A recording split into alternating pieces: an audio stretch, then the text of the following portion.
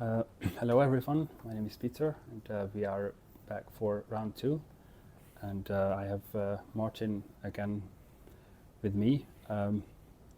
So Martin, could you again quickly introduce yourself?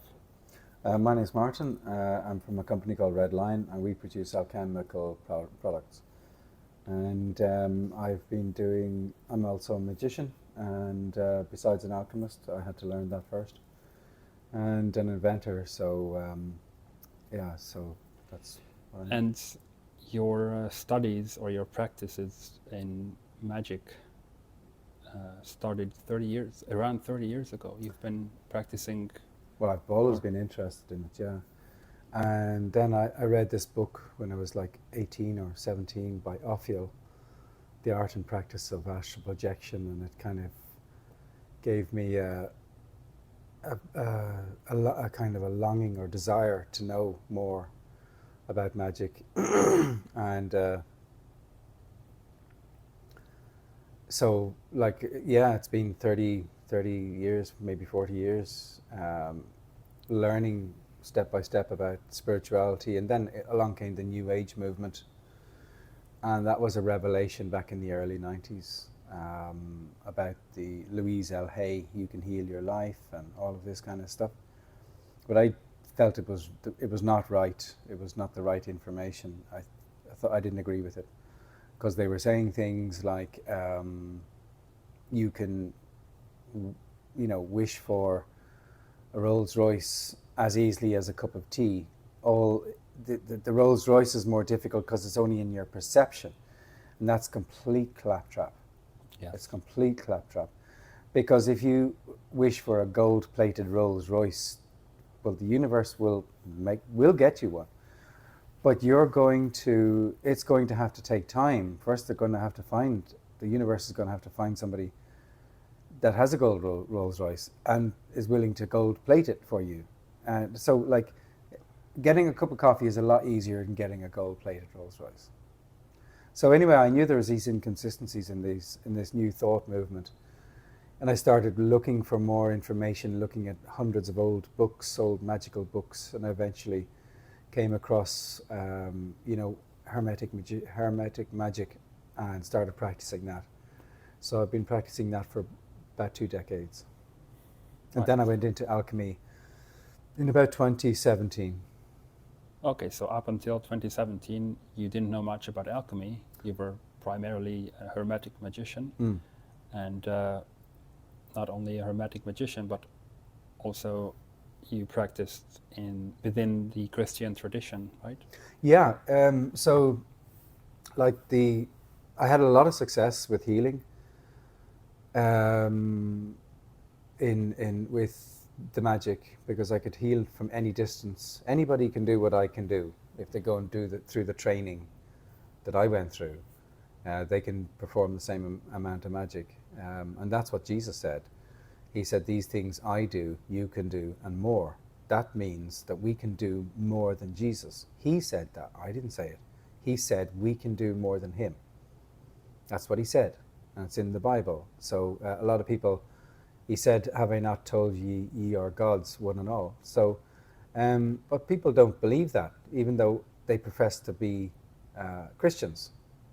They skip over that bit, that they are God. Well, I think there's a lot of confusion when you mention the word magic, and it's just never really mentioned in the same sentence as Christianity. Well, like, what's the difference between a miracle and magic? Well, essentially, they are the same thing. Yeah, walking on water is magic. Okay, well, it's just usually people have the wrong connotation, and they can't really. Yeah, you see, people will say, no, that was divine, that was God. Well, that means only God's allowed to practice magic. Oh yes, I think slobs are not allowed to do it. I think a lot of Christians believe that there is the Creator, and only He can manifest. Is allowed anything, to use it. So, and then we can only pray. Pretty mean, isn't he, for a father? Yes, that would be quite cruel. I'll use magic, but you slobs, you're not allowed to use it. But I don't agree with that. And Jesus said we can do things more than he, greater things than him. He said, if you say to this mountain, lift from your hinges and be cast into the sea, You know, he said that we can do those things. So God isn't mean and stingy and selfish with his magic, and it's only God can do it and only Jesus can do it. The rest of you are not allowed. That's not true. We can do it too, but we have to earn it, and we have to be moral, good people with it. And that's why it's not given out so freely, so that because people will abuse it. So there's many things that I couldn't talk about, many secrets that I couldn't talk about, but I want to teach everybody how to use basic magic. So what is magic? Well, we've seen Dr. Emoto's The crystals. crystals. Yes. Yeah, from pure thought alone. Okay, so that's magic, that he did that. To be able to change that, even if it's only very small, that's still magic. And any Christian can do that. So if we say that, you know, positive thinking, if anybody believes in positive thinking or making your own luck in this life, that's magic. Because you're using your mind to cause an effect. If you are using, so when we say positive thinking, let's say we add feeling to it, then we're creating, thinking creates at one level, adding feeling creates at another level, a deeper, more powerful level. And if we then add in, we speak it out using the word, okay, then we're creating at an even third level. And then if we do physical actions, we will manifest the thing. And these 4 levels, I think maybe they also correspond to the 4 elements. Correct. Is that right? That's right. Yeah. So each time you add, you know, you got thought, and then you add some feeling to it, joy, whatever it is, happiness, peace. And then you speak it out loud, and then you do the physical actions towards it. It'll manifest very, very fast. But see the way my hands are there? Do you know what that means?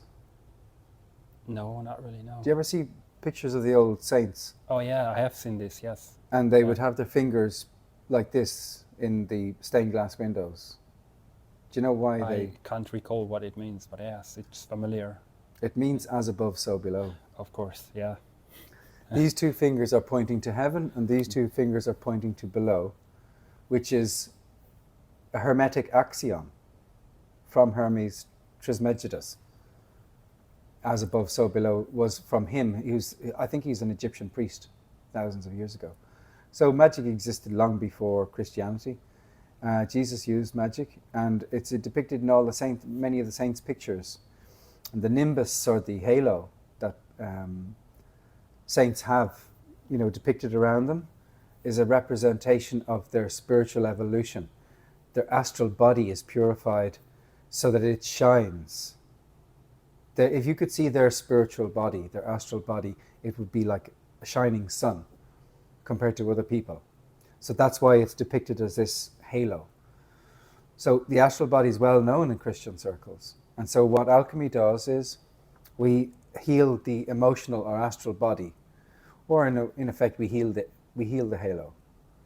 And then the body will heal very fast once the astral body is healed.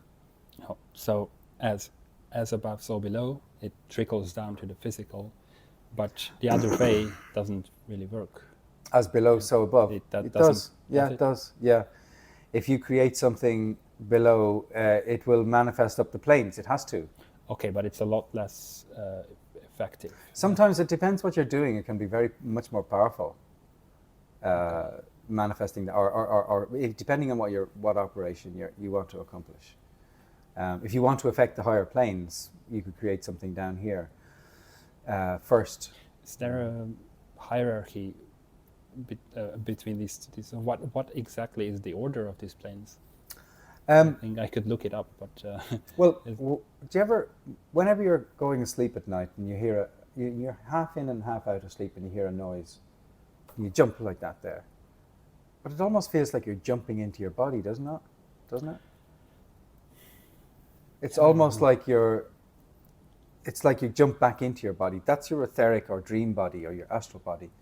And then you have a mental or spiritual body. Now there's lots of different variations in between all these things, but there's really 4. There's the physical body, etheric body, emotional body, and the mental body or spiritual body. Okay. So the highest is the spiritual body, and then which, the will uses the emotions as the fuel, as the gasoline, as the energy to accomplish all these great things. Right. So getting back to, I think we wanted to talk a little bit more about magic and Christianity, and whatever conflicts there are. How do we work on this if we want to preserve our Christian origins, and we are looking to expand in our spirituality and align ourselves with the rising frequencies of the planet? What is there to do for us European Christian nations? Well, first of all, Christ said, you should love thy neighbor as thyself, right?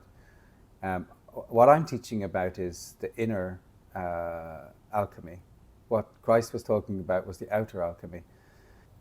Christ said, love thy brother as thyself. He didn't say love thyself as thy brother. Yeah. But that's where you should start, with yourself. And Christians have forgotten that.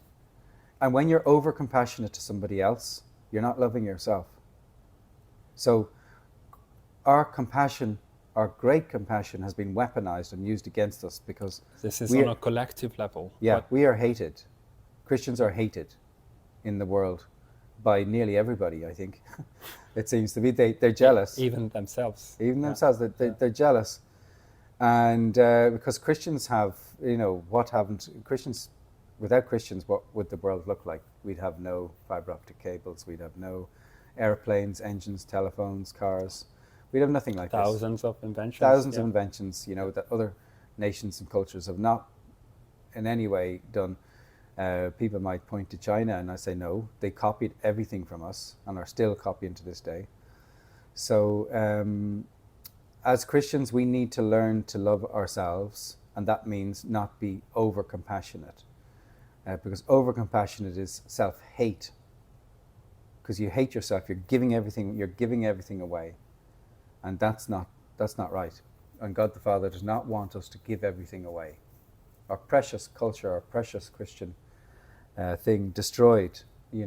Cultures are different.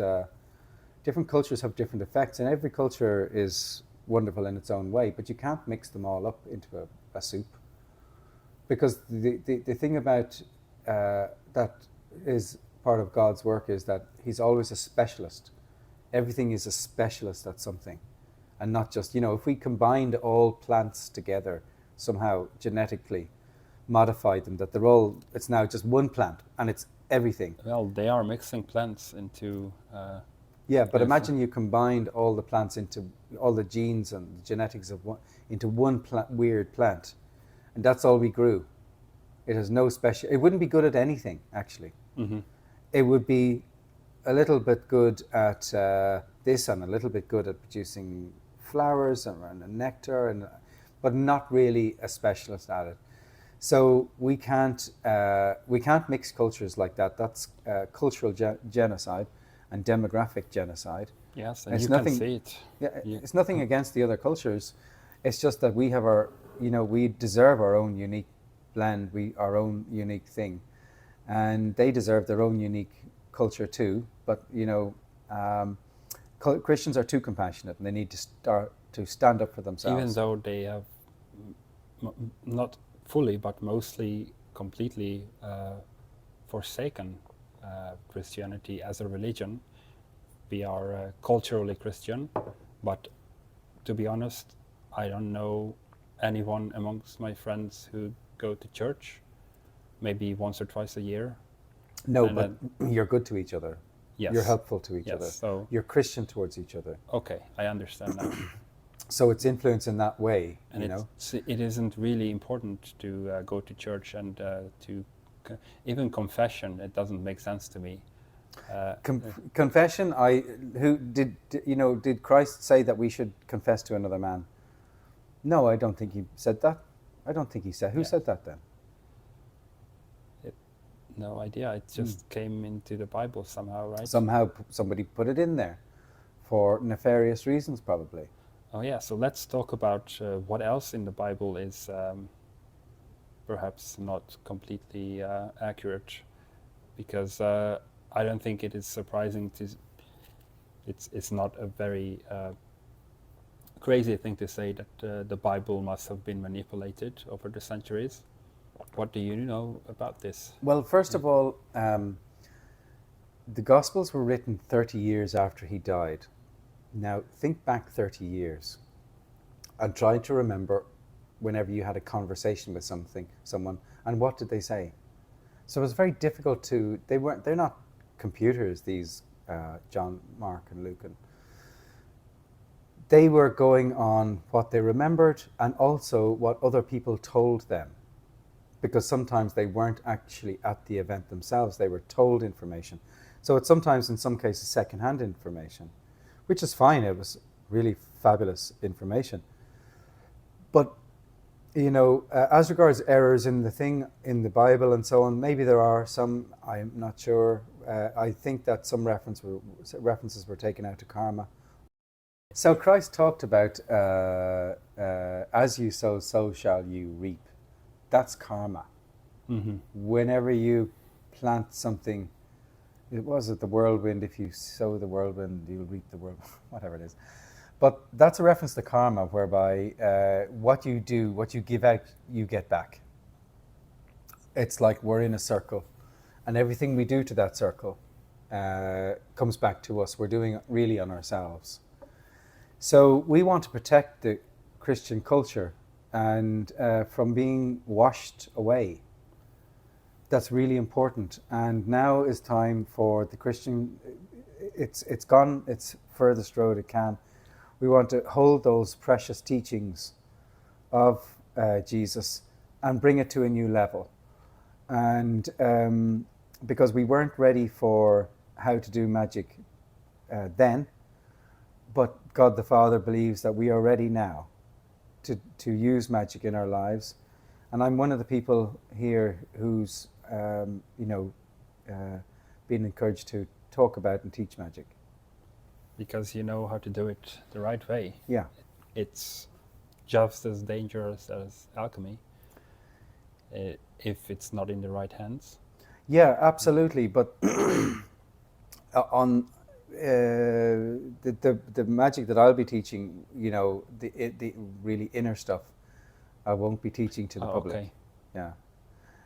But how to be better at making their lives better, at how to create a job, finances, manifest a partner. Literally, a partner can be manifested, and you'll get what you ask for. How to do that, and how to do what alchemists call the labors of Hercules. Tasks so great that they may take 20 years to complete. How do you do something for 20 years? In spiritual practice, it's a long, long time. So, but it's all about. It's something that I have to teach about it's the unconscious body, and how habit is female, and when the male will destroy the female very, very easily. So whenever you are trying to accomplish a great task like this, and you're using habit as a method to accomplish it, the second you start to put thought into that, you're putting fire into it, and you're destroying the habit.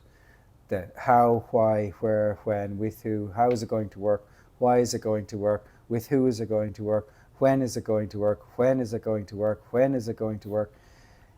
If you start thinking these, you will destroy your habit and the